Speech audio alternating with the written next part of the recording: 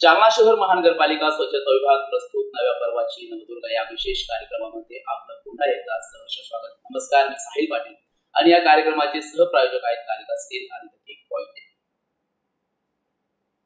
राज्याच्या महसुलामध्ये दुसरा वाटा हा उत्पादन शुल्क विभागाचा मानला जातो. उत्पादन शुल्क विभाग जी काही मद्य निर्मिती असेल, मद्य विक्री असेल यावर नियंत्रण ठेवून राज्याला मोठा कररूपी महसूल देण्याचं काम करतं आणि अशा या विभागामध्ये येऊन काम करणं इतकं चॅलेंजिंग असतंच. त्यासोबत या विभागात येऊन वेगवेगळ्या लोकांशी संपर्क येतो आणि अशा ठिकाणी काम करावं लागतं.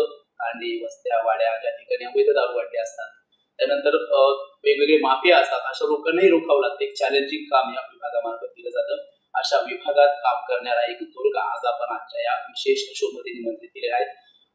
आजच्या कार्यक्रमाला आपल्याकडे आलेले आहेत जालना येथील राज्य उत्पादन शुल्क विभागाच्या अधीक्षक श्रीमती ज्ञानेश्वरी अहिर मॅडम. अहिर मॅडम, तुमचं आमच्या या विशेष कार्यक्रमामध्ये खूप खूप स्वागत. मुलाखतीच्या सुरुवातीलाच जर दारूबंदी विभागाकडे पाहिलं तर हा एक दारूबंदी, त्याला ग्रामीण भागात दारूबंदीच म्हणतात. एक साईड एक राज्याला मोठ्या प्रमाणात कर देणारा हा विभाग आहे. या विभागात यायचं धाडस एखाद्या महिलेनं करावं हे वाखाणण्याजोगं आहे. कारण पुरुषांचं ठीक आहे, कुठेतरी जाऊन रेड मारायची आहे, कुठेतरी जाऊन गांजा पकडायचा आहे, तुम्हाला नॉर्मलिक्सच्या पण कारवाई करावं लागतात, ड्रग्सच्या बाबतीतही कारवाई करावं लागतात. पुरुष सहज तयार होतात आणि एखाद्या महिलेनं या क्षेत्रात येऊन नोकरी करावी खरंच तितकं चॅलेंजिंग आहे. वर्दी, अंगावरली युनिफॉर्म तो चांगला वाटत असला तरी तो त्यावरती काम करणं तितकं सोपं नाहीये.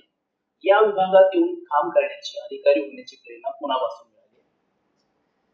सर्वप्रथम आपण तर हे समजून घ्यायला हवं की राज्य उत्पादन शुल्क विभागामधली जी गट क आणि ब ची जी राजपत्रित पदं आहेत ही महाराष्ट्र लोकसेवा आयोगामार्फत भरली जातात. तर महाराष्ट्र लोकसेवा आयोगाची जी राज्यसेवा परीक्षा आहे ती मुख्य परीक्षा पास केल्यानंतर आपल्याला जेव्हा मुलाखतीसाठी बोलवलं जातं तत्पूर्वी आपल्याला पसंतीक्रम सादर करणं आवश्यक असतं. तेव्हा मी देखील जेव्हा 2014ची राज्यसेवा मुख्य परीक्षा पास झाली आणि मुलाखतीसाठी मला जेव्हा बोलवण्यात आलं तत्पूर्वी त्या वर्षीची जी जाहिरात होती आणि त्याच्यामध्ये जी काही पदं उपलब्ध होती तर त्या पदांचा पसंतीक्रम सादर करणं माझ्यासाठी आवश्यक होतं.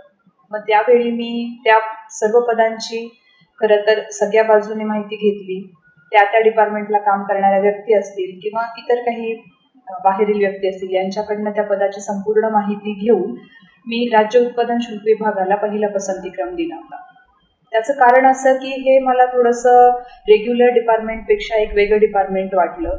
याच्या कामाचा जो विषय आहे तो थोडासा वेगळा वाटला आणि विशेष म्हणजे या पद म्हणजे हे गणवेशधारी पद आहे, युनिफॉर्म सर्व्हिस आहे, ती एक जमेची बाजू याबाबत सांगता येईल. आणि तिसरी गोष्ट म्हणजे मला जो 32 वर्षांचा कालावधी सेवा कालावधी या पूर्ण डिपार्टमेंटमध्ये मिळणार होता तर त्या सेवा कालावधीमध्ये मला मिळणाऱ्या संधी या सर्व गोष्टींचा सारासार विचार करून मी राज्य उत्पादन शुल्क विभाग निवडण्याचं ठरवलं. या क्षेत्रात येताना एक महिला म्हणून, महिला अधिकारी म्हणून काही अडचणी आल्या का? आल्या असतील तर ते कोणत्या सुरुवातीच्या काळात? नक्कीच एक महिला अधिकारी म्हणून मला सुरुवातीच्या कालावधीमध्ये नक्कीच अडचणी आल्या.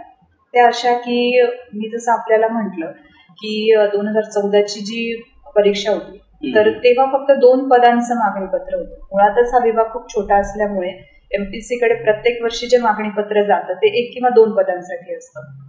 माझी जेव्हा निवड झाली होती तेव्हा देखील 2च पदांचं मागणीपत्र असल्यामुळे आणि त्यातही एका उमेदवाराने जॉईन न केल्यामुळे मी एकटीच त्या वर्षी या विभागासाठी सिलेक्शन माझं झालं होतं. त्याच्यामुळे जेव्हा माझं सिलेक्शन होऊन माझं परिवीक्षाधीन कालावधी पूर्ण होईपर्यंतचा जो मधला कालावधी होता, जो आपण ट्रेनिंगचा कालावधी समजू, तो संपूर्ण कालावधी मला एकटीने सर्व ट्रेनिंग कंप्लीट करणं म्हणजे मला एकटीने सर्व कंप्लीट करावं लागलं. म्हणजे पूर्ण महाराष्ट्रात एकच पोस्ट भरल्या गेली? हो, एकच पोस्ट भरली. ट्रेनिंग तुमच्या एकटीसाठी दिलं? एकटीसाठीच दिलं गेलं. त्याच्यामुळे प्रत्येक ठिकाणी एकटीने प्रवास करणं असेल, प्रत्येक फॅकल्टीला एकटीने अप्रोच करणं असेल किंवा ते ट्रेनिंग प्राप्त करून घेण्यासाठी पाठपुरावा करणं असेल, या सगळ्या गोष्टी मला एकटीने कराव्या लागल्या. आणि विशेष म्हणजे ट्रेनिंग हे एका ठिकाणी अरेंज केलं जात नाही. त्याचं फॉर्मॅटच असं असतं की तुम्हाला पूर्ण विभागाचं एक संपूर्ण नॉलेज देणं, प्रॅक्टिकली तुम्हाला त्याचा अनुभव देणं, हे त्याच्या मागचं त्या पद्धतीने ते ट्रेनिंग डिझाईन केलेलं असतं. त्याच्यामुळे संपूर्ण महाराष्ट्रामध्ये तुम्हाला त्या निमित्ताने फिरावं लागतं. त्याच्यामुळे मला खरं तर मी एकटी आणि त्यात महिला असल्यामुळे सुरुवातीला काही अडचणी आल्या, परंतु त्यावेळी जी काही फॅकल्टी होती किंवा माझ्या विभागातले काही वरिष्ठ अधिकारी सहकारी जे होते त्यांच्या सहकार्याने खरं तर मी त्या अडचणींवर मात करू शकले. बऱ्याचदा असंही व्हायचं की सुरुवातीच्या कालावधीमध्ये प्रॅक्टिकल दाखवण्यासाठी जेव्हा वेगवेगळे लायसन्स आहे, परमिट्स आहेत किंवा अनुज्ञप्ती असतील अशा ठिकाणी जेव्हा इन्स्पेक्शनसाठी नेलं जायचं तर सुरुवातीला तिथला क्राऊड किंवा तिथले लोक बघून थोडंसं अवघडल्यासारखं व्हायचं, ते सवयीचं नसल्यामुळे. परंतु मग कालांतराने इतर सहकारी आणि यांच्या सहकार्यामुळे त्या गोष्टी नॉर्मलाइज होण्याचा म्हणजे सोपं गेलं. युनिफॉर्म सर्व्हिसेस मध्ये PSI असतील, IPS असतील, ज्यावेळेस त्यांचं ट्रेनिंग होतं एक संख्या निश्चितच जास्त असते, चांगली एन्जॉय करतात ते ट्रेनिंग. कुठेतरी मग एकटा असल्यामुळं कसं एन्जॉय केलंय ट्रेनिंग? खरं तर माझं असं झालेलं की माझा भ्रम असा झालेला की मी एकटी आहे, त्यामध्ये महिला आहे, तर मला हे जे पोलीस प्रशिक्षण आहे ते माझ्यासाठी खूप सोपं होईल, मला त्याच्यामध्ये सूट मिळेल. पण झालं असं की जेव्हा आमचं police training Maharashtra police academy Nashik इथे झालं तेव्हा माझ्या बरोबर इतर 5 आमचे पुरुष अधिकारी माझ्यासोबत ट्रेनिंगसाठी होते, जे आधीच्या किंवा नंतरच्या बॅचचे, असं एकत्रित म्हणून आमचं अरेंज केलं गेलं होतं. आणि मुळात मला असं वाटलं की मी एकटी महिला अधिकारी आहे तर मला त्याच्यामध्ये सूट मिळेल. परंतु जेव्हा ट्रेनिंगला सुरुवात झाली तेव्हा सर्वात जास्त खडतर ट्रेनिंग कुणाचं घेतलं असेल तर ते माझं. प्रत्येक वेळी मला पुढे उभं केलं जायचं, मला त्यांच्या बरोबरीने फिजिकल ट्रेनिंग दिलं गेलं. तेव्हा खरं तर खूप एक शारीरिक आणि मानसिक खरं तर क्षमता त्याचा कस लागतो या ट्रेनिंगमध्ये, कारण ते खरंच खूप खडतं. तेव्हा असं बऱ्याचदा वाटतं की आपण हे कम्प्लीट करू शकू किंवा नाही, परंतु त्याचा फॉर्मॅटच असा असतो की ते तुमच्याकडनं कम्प्लीट करून घेतलं जातं आणि खरं नंतरच्या पूर्ण सेवा कालावधीमध्ये त्याचा खूप फायदा होतो त्या ट्रेनिंगचा.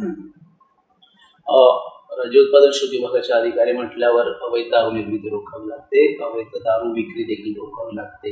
बऱ्याच वेळा एक चॅलेंजिंग असतं. एक महिला अधिकारी म्हणून कोणती आव्हानं सध्या समोर आहेत? मला असं वाटतं की आतापर्यंतचा माझा जो अनुभव आहे त्याच्यातून माझ्या असं लक्षात आलं की जेव्हा अवैध मद्य निर्मिती, वाहतूक, विक्री या संदर्भात आम्ही जेव्हा गुन्हे दाखल करतो तर त्याची खरं तर खबर मिळवणं हे मला खरं तर खूप एक महिला म्हणून चॅलेंजिंग वाटतं. कारण की हे खबरी जेव्हा एखादा पुरुष अधिकारी असेल त्यांच्याकडे जेवढा सहजतेने त्याचा अप्रोच असतो तेवढा महिला अधिकाऱ्यांकडे नसतो. त्याच्यामुळे आम्हाला एक्स्ट्रा एफर्ट्स घ्यावे लागतात अशी खबरी मिळवणं, त्यांच्याकडनं अशा खबरी मिळून अशा गुन्ह्यांवर कारवाई करणं, हे एक मला चॅलेंजिंग वाटतं. आणि दुसरं असं की तुमचे जे सहकारी किंवा तुमच्या अधीनस्थ काम करणारे जे अधिकारी कर्मचारी असतात तर त्यांचा महिला अधिकारी म्हणून विश्वास संपादन करणं की आपण कॅपेबल आहोत, यांच्या आधिपत्याखाली आपल्याला काम करायचं आहे, यांच्या निर्देशाखाली, यांच्या आदेशाने आपल्याला तेवढं आपली कॅपेबिलिटी सिद्ध करावी लागते. त्यानंतरच ते आपल्यावर तेवढा विश्वास ठेवतात किंवा त्यांच्याकडनं आपल्याला तेवढं सहकार्य प्राप्त होतं. तर हे मला असं वाटतं की आव्हान आहे महिला म्हणून. एखादी आतापर्यंत तुमच्या कार्यकाळात केलेली संस्मरणीय कारवाई सांगता येईल? तशा तर निरंतर चालूच असतात, पण लगतच्या कालावधीमध्ये मला असं वाटतं की एक कारवाई आहे की जी आमच्या विभागामध्ये सातत्यानं होणं आवश्यक आहे. ती म्हणजे MPDA अंतर्गत आम्ही ज्या कारवाया करतो. नुकतंच मी यापूर्वी ज्या जिल्ह्यामध्ये काम करत होते तिथे असा काही भाग होता की जिथे हातभट्टी निर्मिती, वाहतूक आणि विक्रीचं प्रमाण जास्त होतं. त्या भागामध्ये यापूर्वी विषारी दारू पिऊन 2 व्यक्ती मृत पावल्याची घटना देखील घडलेली होती. त्याच्यामुळे त्या भागात खरं तर अशी प्रतिबंधात्मक कारवाई करणं खूप आवश्यक होतं, जेणेकरून हे जे हातभट्टी निर्मिती, विक्री आणि वाहतूक करणारे लोक आहे यांच्यावर एक जरब आणि एक प्रतिबंध बसेल. तर त्या दृष्टीने आपण जो Maharashtra prevention of dangerous activities act आहे 1981 त्याच्या अंतर्गत आपण तिथे एक व्यक्तीवर आपण कारवाई केली होती. त्याला 1 वर्षासाठी स्थानबद्ध करण्यात आलं होतं, ज्यामुळे खरं तर पोलिसांकडे अशा कारवाई निरंतर चालू असतात, परंतु आमच्या विभागाकडून सुद्धा या अशा कारवाई होतात असा जेव्हा संदेश अशा लोकांमध्ये जातो तर नक्कीच त्याचा परिणाम आपल्याला ग्राउंडवर दिसून येतो. थोडंसं खासगी जीवनाकडे येऊयात. मुळात MPSC केली, शिक्षण कुठं आणि कसं झालं, कौटुंबिक पार्श्वभूमी काय? कौटुंबिक पार्श्वभूमी म्हणजे माझे वडील लेक्चरर होते ज्युनियर कॉलेजला आणि आई गृहिणी होती. वडिलांचं MSc ॲग्रिकल्चर झालं असल्याने आम्हालाही त्यामध्येच ग्रॅज्युएशन करून पुढे MPSC UPSC द्यायचं हे त्यांचं स्वप्न होतं खरं तर वडिलांचं. त्याच्यामुळे कधी डॉक्टर इंजिनियर व्हावं हे कधी डोक्यातच आलं नाही. हे फिक्स होतं की आपल्याला ॲग्रिकल्चरमध्ये ग्रॅज्युएशन करायचं आहे आणि स्पर्धा परीक्षेकडे अधिकारीच व्हायचं. येस. त्यानंतर मी माझं प्राथमिक शिक्षण हे जिल्हा परिषदेच्या शाळेत माझ्या गावी झालं. त्यानंतर माध्यमिक शिक्षण हे रयत शिक्षण संस्थेच्या विद्यालयामध्ये झालं. त्यानंतर मी कृषी महाविद्यालय पुणे इथून कृषी पदविका म्हणजे डिग्री घेतली. त्यानंतर PDKV अकोला इथून मी MSc ॲग्रिकल्चर कम्प्लीट केलं. आणि खरं तर माझा मानस असा होता की जेव्हा मी ग्रॅज्युएशन करेल तेव्हाच या अभ्यासाला सुरुवात करेल. परंतु मी ग्रॅज्युएशनला असतानाही एक्स्ट्रा करिक्युलर ॲक्टिव्हिटीजमध्ये सतत पार्टिसिपेट करत असायचे. मग ते NCC असेल, NSS असेल किंवा कल्चरल काही इव्हेंट्स असतील. तर त्यामुळे MPSCचा अभ्यास आणि हे थोडंसं मागे पडलं. परंतु मग ग्रॅज्युएशन कम्प्लीट झाल्यानंतर MSc करता करता मी स्पर्धा परीक्षेची तयारी करायला सुरुवात केली. आणि मग त्यानंतर 2013चा पहिला आणि 14चा दुसरा अटेम्प्ट दिल्यानंतर माझं 2014मध्ये इकडे सिलेक्शन झालं. MPSCची तयारी कुठे केली? MPSCची तयारी मी खरं तर खाजगी शिकवणी लावली नाही, क्लास लावले नाही. परंतु आमचेच सिनियर आणि ते पण शासकीय सेवेमध्येच आहे, सतीश पाटील सर म्हणून, ग्रामविकास खात्यात ते सध्या उच्च पदावर कार्यरत आहेत. तर त्यांनी एक स्पेस नावाचा ग्रुप केलेला होता जिथे आमच्यासारखीच नुकतीच म्हणजे तयारी करणारी मुलं एकत्रित आली होती. मग त्यामध्ये ॲग्रीची होती आणि बाहेरची मुलं होती. तर सरांनी तो ग्रुप केला. तोच ग्रुप मी MSc झाल्यानंतर जॉईन केला. तर त्यामुळे मला खूप फायदा झाला आणि माझं लवकर सिलेक्शन होण्यासाठी मदत झाली. ग्रुप म्हणजे व्हॉट्सअप ग्रुप होता? नाही, व्हॉट्सअप ग्रुप नाही. ऍक्च्युअल आम्ही पुण्यामध्ये एकत्रित येऊन आम्ही स्टडीसाठी आम्ही एक ग्रुप तयार केलेला होता. तर त्या ग्रुपमध्ये खरं तर मी अभ्यास केला. तुमचं PSI म्हणून देखील सिलेक्शन झाल्याचं ऐकलंय. एक महिला अधिकारी म्हणून काम करताना मला वाटतं तुम्हाला लहान मुलगी आहे, तिचं पण शाळेत जायचं बघावं लागतं. कालच मी फोन केला होता, तुम्ही त्या मोर्चाच्या ट्रॅफिकमध्ये अडकला होतात. एक मुलाची लेकराचं संगोपन आहे, एकीकडे जबाबदारी, हा समतोल कसा साधताय? मी जसं म्हटलं आपल्याला की कुटुंबाचा आधार आणि सपोर्ट असल्याशिवाय ही गोष्ट शक्य नाही. खरं तर मला वैयक्तिक माझ्या आईवडिलांचा खूप सपोर्ट आहे. त्यामुळे खरं तर ही जबाबदारी पार पाडणं मला शक्य आहे. काम करताना जालना येथील एक्साईज विभागातले जे काही अधिकारी आहेत, सहकारी, ज्युनियर अधिकारी, कर्मचारी, यांच्याकडून कसा प्रतिसाद मिळतोय? एक टीम लीडर म्हणून कसं नेतृत्व करतायत? ही लोक कसा प्रतिसाद देत आहेत? प्रतिसाद खूप चांगला आहे. खरं तर आपण जेव्हा एका नवीन जिल्ह्यामध्ये परत रुजू होतो तर सुरुवातीचा कालावधी आपल्याला खरं तर स्वतःला प्रूव्ह करावं लागतं की आपण तेवढं कॅपेबल आहोत. त्यानंतर त्यांच्याकडनं मिळणारा प्रतिसाद हा पॉझिटिव्ह असतो. आणि माझं असं आहे की मला सर्वांना सोबत घेऊन काम करण्याची माझी पद्धत आहे. त्याच्यामुळे आत्तापर्यंत प्रत्येक ठिकाणी काम करताना मला माझ्या सहकारी, वरिष्ठ अधिकारी असतील किंवा सहकारी किंवा अधीनस्थ कर्मचारी वगैरे असतील, यांचा खूप चांगला सपोर्ट आणि त्यांचा सहभाग राहिलेला आहे सगळ्या कारवायांमध्ये. याच विभागात येऊ इच्छिणाऱ्या नवीन ज्या काही तरुणी आहेत, अभ्यास करणाऱ्या, त्यांना काय सांगाल? त्यांना मी हेच सांगेल की आपण जर एक पोलीस विभागामध्ये काम करण्याचा आपला जर मानस असेल तर आपल्याला एक ऑप्शन म्हणून या विभागाकडे नक्कीच बघता येऊ शकतं. फक्त तुम्हाला फील तोच आहे, पोलीस डिपार्टमेंटमध्ये काम करत आहात तुम्ही, असाच फील आहे. फक्त थोडंसं कामाचं स्वरूप वेगळं आहे. त्याच्यामुळे तुम्हाला जर युनिफॉर्म सर्व्हिस पाहिजे असेल आणि रेग्युलर जे डिपार्टमेंट आहे त्याच्यापेक्षा एक वेगळं विषय आणि वेगळ्या फॅकल्टी किंवा डिपार्टमेंटमध्ये काम करण्याची इच्छा असेल तर आपण नक्की या विभागामध्ये यावं. कुठेतरी पोलीस डिपार्टमेंटची कम्पॅरिझन केलं तर बंदोबस्त वगैरे तुम्हाला लागत नाहीत. त्यानंतर वर्किंग आवर्स आहेत, ते पण वेळेनुसार मिळतात. कसं वाटतंय की एक कम्पॅरिझन करून युनिफॉर्म सर्व्हिसच आहे पण जर कुटुंबाला द्यायचा जो वेळ असतो तो पण एक स्पेस चांगला असतो. बरोबर. त्याबद्दल काय सांगाल?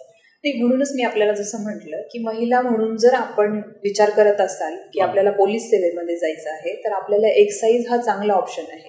कारण की पोलीस विभागाशी कम्पेअर करता विषय खूप लिमिटेड आहे ज्यावर आपण काम करतो रोजच्या कारण पोलिसांकडे असंख्य विषय आहेत, त्यांच्याकडे असंख्य काम आहेत. तसं उत्पादन शुल्क विभागाचा विषय हा खूप म्हणजे छोटा आहे तर आणि मर्यादित आहे आणि शिवाय तुम्हाला युनिफॉर्म सर्व्हिसचा मध्ये काम केल्याचा फील देखील आहे. त्याच्यामुळे तुम्ही नक्की या विभागाचा विचार करू शकता. खरं तर प्रत्येक महिला ही दुर्गा असते.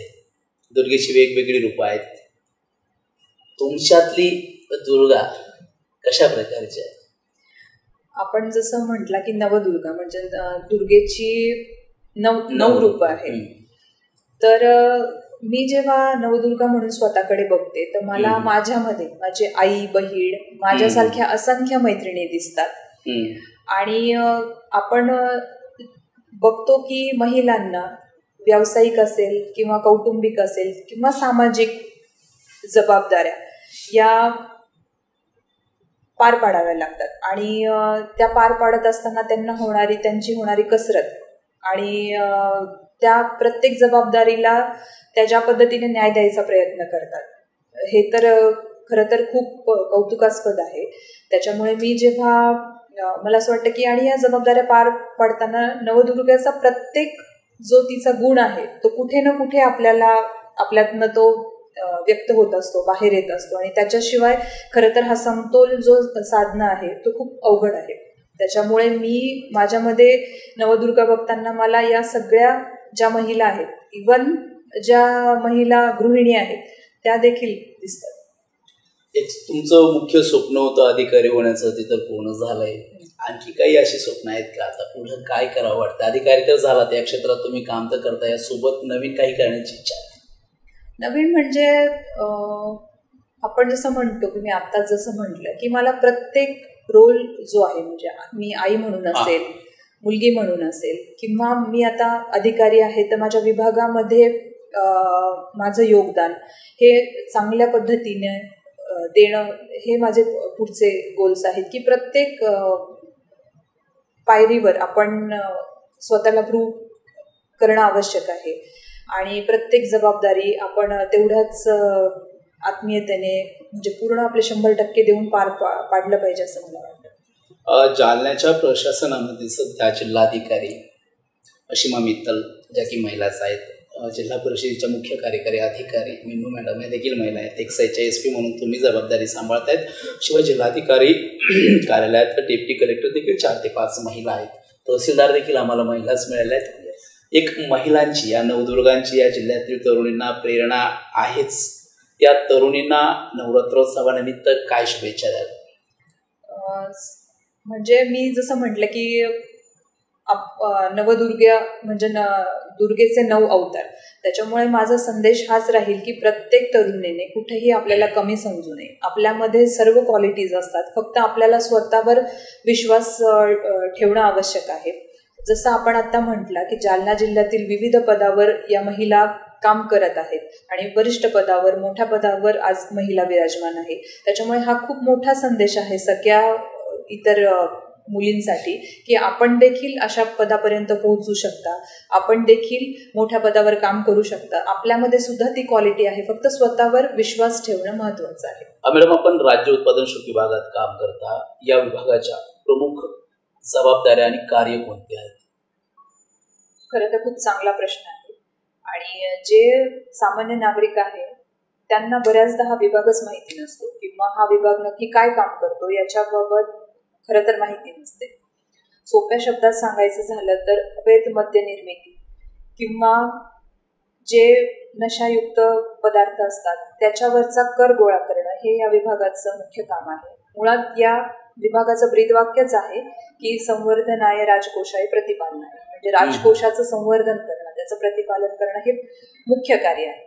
त्याबरोबरच ही जी मद्यार्कयुक्त पदार्थ आहेत त्याच्यावर नियंत्रण मिळवण्याच्या दृष्टीने त्याच्या संबंधित जी लायसन्स आहे, आपण त्याला परमिट म्हणू किंवा मराठीमध्ये आम्ही त्याला अनुज्ञप्ती म्हणतो, त्याची निर्मिती, विक्री, वाहतूक, आयात निर्यात त्याच्या संबंधीची जे परमिट्स आहेत ते वितरित करणं. त्याच्या व्यतिरिक्त अवैध मद्य निर्मिती याच्यावर नियंत्रण ठेवण्याच्या दृष्टीने गुन्हा अन्वेषणचं काम करणं हे देखील या विभागाचं काम आहे. एक पारंपरिक दृष्ट्या पुरुष प्रधान विभाग म्हणून राज्य उत्पादन शुल्क विभागाला पाहिलं जातं. या विभागात एक महिला अधिकारी म्हणून काम करण्याचा आतापर्यंतचा अनुभव कसा आहे? अनुभव खरं तर खूपच चांगला आहे.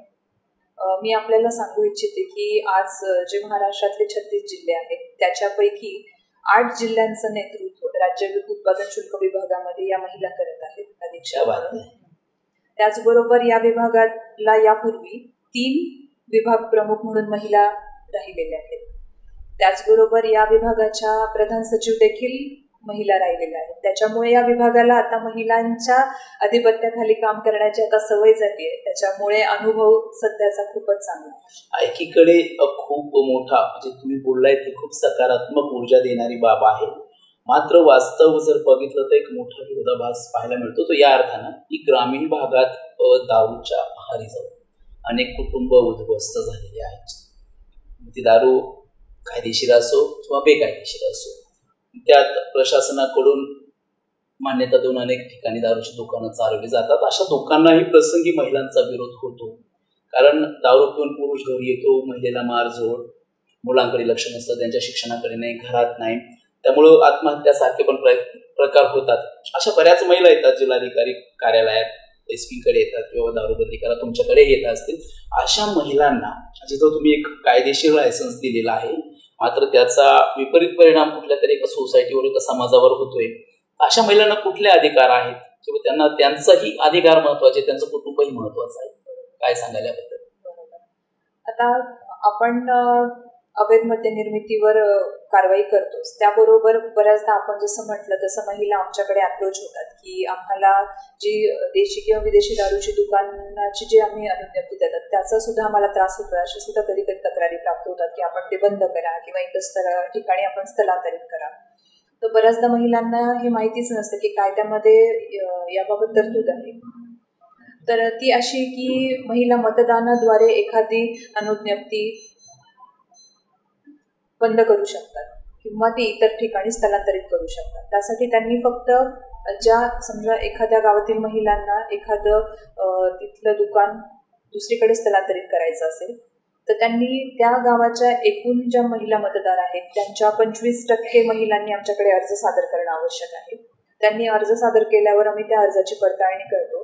त्या पडताळणीमध्ये जर 25% महिला मतदारांनी तो अर्ज केलेला असेल तर त्याच्यामध्ये नंतर आम्ही तिथे मतदान घेण्याबाबत संबंधित जे तहसीलदार आहेत त्यांना मान्य जिल्हाधिकारी यांच्या मार्फत आदेश दिले जातात. तिथे मतदानामध्ये जर महिलांनी एकूण मतदारांच्या 50% जर मतदान आडव्या बाटलीच्या बाजूने झालं तर तिथली जे लायसन्स आहे ते बंद करण्यात येतं आणि ते इतर ठिकाणी स्थलांतरित करण्यात येतं. तसंच ग्रामरक्षक दलाची सुद्धा तरतूद 134 अन्वये कायद्यामध्ये दिलेली आहे, ज्याच्यामध्ये सुद्धा ग्रामरक्षक दल स्थापन करण्याबाबत सुद्धा 25% यांचं निवेदन महिला मतदारांनी जर दिलं तर महिला मतदार ग्राम रक्षक दल स्थापन करण्याबाबत सुद्धा म्हणजे त्या स्वतः स्थापन करू शकतात. त्यांना तो अधिकार दिलेला आहे. त्याचंही कार्य असंच आहे ग्रामरक्षक दलाचं की ते स्वतः देखील प्रबोधनात्मक कार्यक्रम राबवू शकतात किंवा विभागाला वेगवेगळ्या कारवायांमध्ये सहकार्य करणं, साक्षीदार म्हणून असेल, पंच म्हणून असेल, सहकार्य करणं, तर असं किंवा गावामध्ये जर अवैध मद्य निर्मिती वगैरे होत असेल तर त्याची खबर या विभागाला पोहोचवणं असं या दलाचं काम होतं. ते सुद्धा महिला जिथे स्थापन करण्याबाबत सुद्धा आमच्याकडे अर्ज करू शकतात. म्हणजे महिलांना खूपच त्रास असेल तर कायदेशीर मार्गही यातून निघू शकतो. एकंदरीत स्वतःवर विश्वास असणं महत्त्वाचं आहे. प्रत्येकाकडे उपजत गुण असतात, ते ओळखून जर अभ्यासाला लागलं तर यशाचं शिखर फार काही दूर नाही असं तुमच्या बोलण्यातून दिसून येत आहे. मॅडम, तुम्ही आज तुमच्या न्यूज चॅनलच्या विशेष कार्यक्रमात सहभागी झालात. तुमचा वेळ आणि तुमचा वेळ दिला आहे, तुमचे अनुभव आमच्यासोबत शेअर केलेत. तुमच्या पुढील प्रवासासाठी MCN न्यूज परिवाराकडून मी तुम्हाला शुभेच्छा देतो. आणि आता आपण पुन्हा उद्या दुसऱ्या एका भागामध्ये पुन्हा भेटूयात. तोपर्यंत पाहत राहा MCN न्यूज. नमस्कार.